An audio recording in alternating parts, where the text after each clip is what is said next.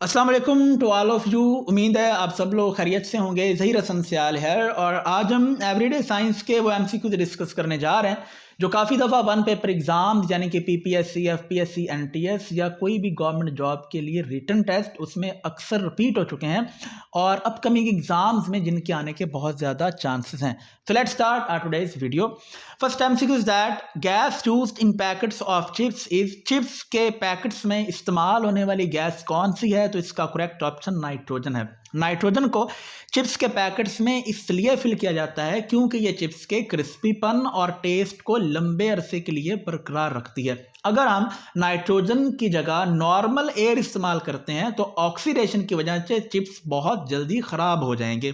तो यही वजह है कि आप देखते हो कि चिप्स के पैकेट के अंदर बहुत ज़्यादा अमाउंट में गैस भरी होती है। वो गैस बेसिकली नाइट्रोजन होती है जो चिप्स की हिफाजत के लिए भरी जाती है।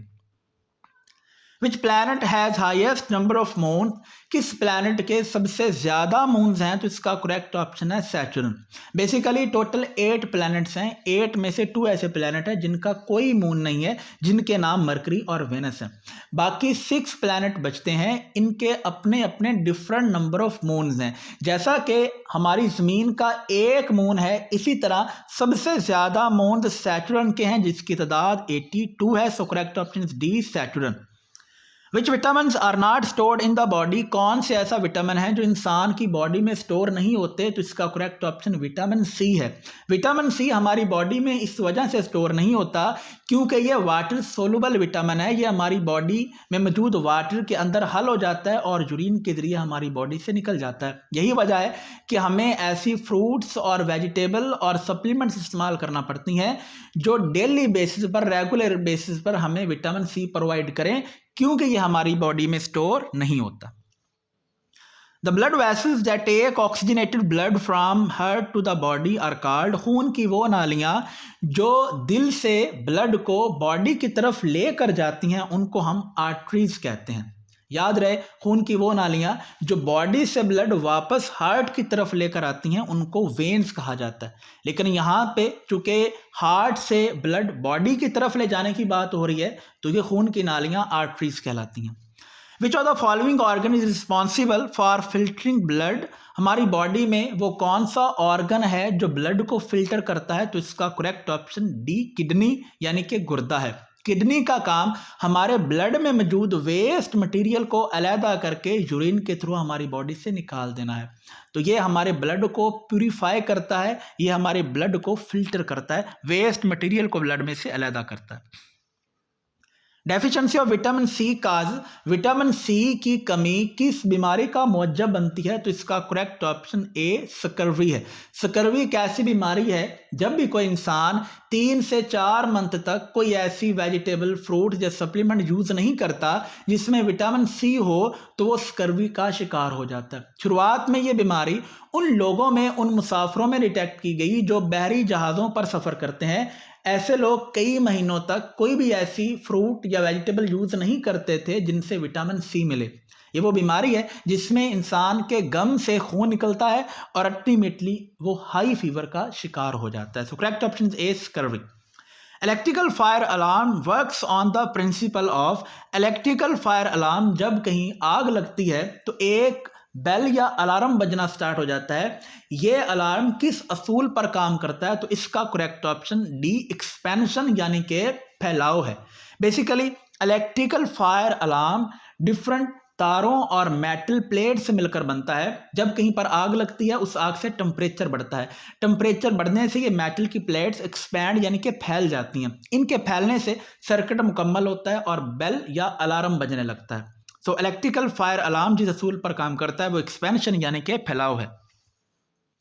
Diamond is made from which element, diamond जो कि बहुत ही कम पाया जाता है, इसी वजह से ये बहुत ज़्यादा कीमती भी है। ये किस एलिमेंट से मिलकर बनता है? तो इसका करेक्ट ऑप्शन ए यानी कि कार्बन है। डायमंड में एक ही एलिमेंट पाया जाता है जो कि कार्बन है। ये कार्बन के एटम्स आपस में रिपीट होते जाते हैं और एक जाइंट स्ट्रक्चर बनती है जो कि डायमंड है। तो correct option A, carbon. According to scientist the earth was formed about how many years ago, scientist के मुताबिक ज़मीन कितने साल पुरानी है या ज़मीन की एज क्या है? तो इसका करेक्ट ऑप्शन ए है 4.6 बिलियन ईयर्स। बिलियन का मतलब 1 अरब होता है। साइंटिस्ट के मुताबिक आज से 4.6 बिलियन ईयर्स अगो हमारी ज़मीन मौजूद नहीं थी, बल्कि एक स्टार का हिस्सा थी।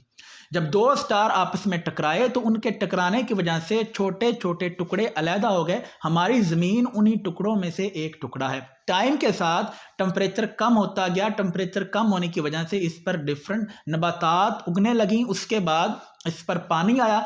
पानी की वजह से यहाँ पर ज़िंदगी मुमकिन हुई। यानी कि आज जो हम ज़मीन देखते हैं, साइंटिस्ट के अकॉर्डिंग ये 4.6 बिलियन ईयर्स पहले वजूद में आई थी। सो करेक्ट ऑप्शन इज ए।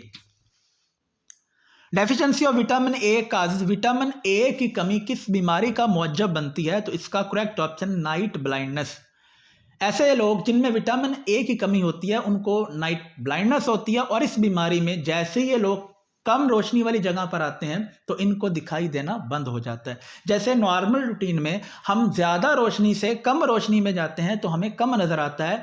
ऐसे लोग जो विटामिन ए की कमी का शिकार होते हैं और जिनको नाइट ब्लाइंडनेस होती है, उनको रात के टाइम बिल्कुल दिखाई नहीं देता। So correct option is B, night blindness. Hepatitis A is transmitted to different individuals by, hepatitis A मुख्तलिफ लोगों में कैसे आता है? तो इसका करेक्ट ऑप्शन है बी, वाटर। बेसिकली जो लोग काफ़ी ज़्यादा लंबे अरसे के लिए पोल्यूटेड वाटर का इस्तेमाल करते रहें, यानी कि जहाँ से वाटर का पाइप आ रहा हो जो पीने के लिए इस्तेमाल हो रहा है, अगर उसके साथ कुछ ड्रेनेज टाइप कोई वाटर अटैच है और इस वजह से वो वाटर पोल्यूट हो रहा है, तो जो लोग पोल्यूटेड वाटर पिएंगे उनमें चांसेस हैं कि वो हेपेटाइटिस ए का शिकार हो जाएं। तो करेक्ट ऑप्शन बी, वाटर, या इसको पोल्यूटेड वाटर भी कहा जा सकता है। The filament of electrical bulb is made up of, electrical bulb के अंदर एक फिलामेंट होता है, वो किस मेटल से बनता है? तो इसका करेक्ट ऑप्शन बी, टंगस्टन है। टंगस्टन मेटल को इस वजह से इस्तेमाल किया जाता है क्योंकि टंगस्टन मेटल का मेल्टिंग पॉइंट ज़्यादा है, हाई टेम्परेचर पर यह पिघलता नहीं है।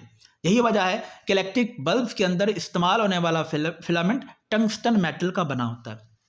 In which of the following speed of sound maximum, इनमें से, इन गिवन ऑप्शन में से किस में से स्पीड ऑफ साउंड यानी कि आवाज़ की रफ्तार सबसे ज़्यादा होगी? तो इसका करेक्ट ऑप्शन बी यानी कि वुड है। Basically speed of sound solid में सबसे ज़्यादा होती है। गिवन ऑप्शन में वुड सॉलिड फॉर्म में मौजूद है, इसीलिए वुड में स्पीड ऑफ साउंड सबसे ज़्यादा होगी। फियर ऑफ डार्कनेस यानी कि अंधेरे में डरना, इसको हम निक्टोफोबिया कहते हैं। फोबिया डर को कहा जाता है, और निक्टो एक ग्रीक वर्ड से ड्राइव हुआ है जिसका मतलब है फार नाइट, यानी कि ऐसे लोग जो रात के टाइम शदीद ज़्यादा डर जाते हैं उनको हम कहा जाता है कि उनको निक्टोफोबिया है। So correct option A. Which of the following female mosquitoes is cause of dengue fever, कौन सी मादा मच्छर है जो डेंगू का सबब बनता है? तो इसका नाम है एडिस एजिप्टिस।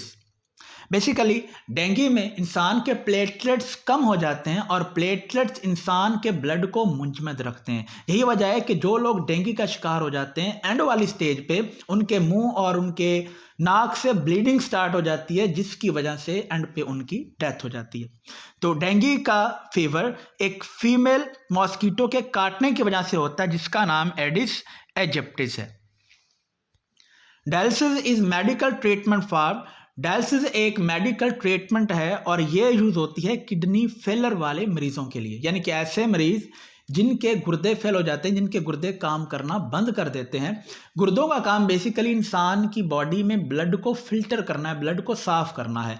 तो ऐसे लोग जिनके गुर्दे फेल हो जाते हैं तो एक मशीन होती है जिसमें इंसान का ब्लड भेजा जाता है और वहाँ से ब्लड को प्यूरीफाई होने के बाद वही ब्लड इंसान की बॉडी में वापस आ जाता है। इस टेक्निक को हम डायलिसिस का नाम देते हैं। So correct option is C, kidney failure. Kidney failure को रेनल फेलर भी कहा जाता है क्योंकि दोनों का मतलब गुर्दा है।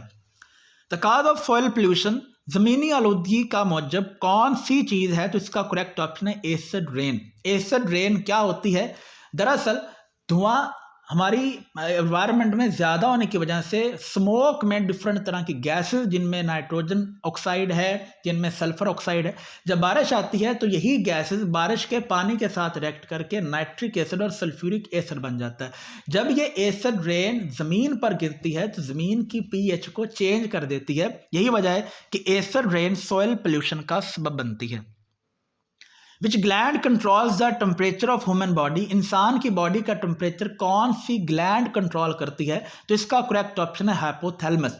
बेसिकली इंसान की बॉडी का टेम्परेचर 98.6 फ़ारेनहाइट है, और अगर ये टेम्परेचर 98.6 से बढ़ के 108 या 9 पे चला जाए तो इंसान की डेथ हो जाएगी। जब कभी बाहर टेम्परेचर ज़्यादा होता है, गर्मी ज़्यादा होती है, तो हाइपोथैलेमस ये मैसेज देता है जिससे इंसान को पसीना आता है। पसीना आने की वजह से इंसान की बॉडी का टेम्परेचर दोबारा से नॉर्मल हो जाता है। तो वो ग्लैंड जो इंसान की बॉडी के टेम्परेचर को नॉर्मल रखता है, और इंसान की बॉडी का टेम्परेचर नॉर्मल रहना बहुत ज़रूरी है, ये ग्लैंड हाइपोथैलेमस कहलाता है।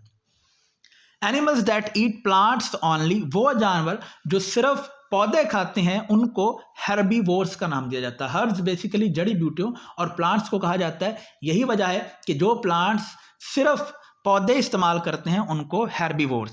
याद रहे, वो जानवर जो गोश्त खाते हैं उनको कॉर्निवर्स, और जो गोश्त और पौधे दोनों खाते हैं उनको ओमनीवोर्स कहा जाता है। Lactometer is used for, lactometer एक इंस्ट्रूमेंट है जो यूज किया जाता है दूध की प्योरिटी को चेक करने के लिए। दूध में लैक्टोज नामी एक शुगर होती है, वो शुगर जितनी ज़्यादा होगी उतना दूध प्योर होता है। लैक्टोज से ही एक इंस्ट्रूमेंट का नाम दिया जाता है जिसको लैक्टोमीटर कहा जाता है। तो लैक्टोमीटर एक ऐसा इंस्ट्रूमेंट है जो दूध की, मिल्क की प्योरिटी को चेक करने के लिए इस्तेमाल किया जाता है। When common salt is dissolved in water, जब हम नमक को पानी में हल कर देते हैं तो उससे पानी पर क्या असर पड़ता है? Boiling point of water increases, उससे पानी का बॉइलिंग पॉइंट बढ़ जाता है। यानी कि नॉर्मल पानी का बॉइलिंग पॉइंट होता है 100 सेंटीग्रेड, लेकिन अगर इसी पानी में हम नमक डाल दें तो इस पानी का बॉइलिंग पॉइंट 100 सेंटीग्रेड से ज़्यादा होगा। जिसको आप इस मिसाल से समझ सकते हैं कि जब भी हम अंडे बॉयल करते हैं, अगर हम अंडे बॉयल करते वक्त जिस पानी में अंडे बॉयल करें उसमें नमक डाल दें, जिससे पानी का बॉइलिंग पॉइंट ज़्यादा होगा, टेम्परेचर ज़्यादा होगा, अंडे जल्दी और अच्छी तरह बॉयल होंगे और उनसे छिलका उतारना भी आसान हो जाएगा। तो पानी में नमक डालने से पानी का बॉइलिंग पॉइंट इंक्रीज हो जाता है। Which among the following is known as veiled planet, किस सियारे को वेल्ड प्लैनेट सियारे का नाम देते हैं? तो ये इसका करेक्ट ऑप्शन है वेनस। वेनस को वेल्ड प्लैनेट इस वजह से कहा जाता है क्योंकि इसके इर्द गिर्द गैसेस का एक गुलाफ है, मुख्तलिफ तरह की गैसेस इसको कवर किए हुए हैं एक क्लाउड की फॉर्म में। यही वजह है कि इस प्लैनेट को वेल्ड प्लैनेट का नाम दिया जाता है। तो correct option is D, Venus.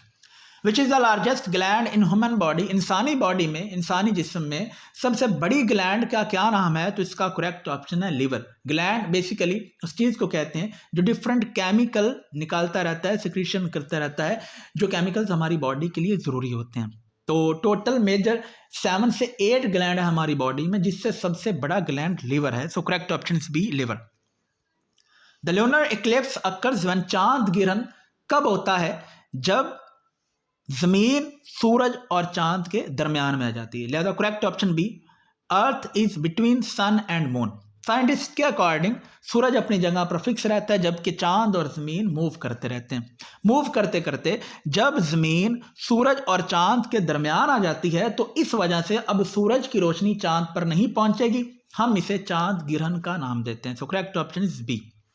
What kind of energy is stored in a dry cell? Dry cell या डिफरेंट जो बैटरीज हैं जिनको हम इस्तेमाल करते हैं अपनी डेली लाइफ में, इनमें कौन सी एनर्जी स्टोर होती है? तो इनमें केमिकल एनर्जी स्टोर होती है, क्योंकि जब हम बैटरीज को यूज़ करते हैं तो इसमें केमिकल रिएक्शंस होते हैं जिसकी वजह से एनर्जी बनती है। याद रहे, जब भी हम कोई खाना खाएं उससे भी हमारी बॉडी में रिएक्शन होते हैं जिससे एनर्जी मिलती है। कोई भी फ्यूल जब किसी भी इंजन में इस्तेमाल होता है उससे भी केमिकल रिएक्शन होते हैं जिनसे एनर्जी मिलती है। इसी तरह कोई भी बैटरी है, कोई भी ड्राई सेल है, उसमें केमिकल रिएक्शन होते हैं जिसकी वजह से एनर्जी बनती है जो इस्तेमाल की जाती है। लिहाजा हम कहते हैं कि इन सेल में जो एनर्जी स्टोर होती है वो केमिकल एनर्जी है। So correct option is B, chemical. So that's it for today's lecture.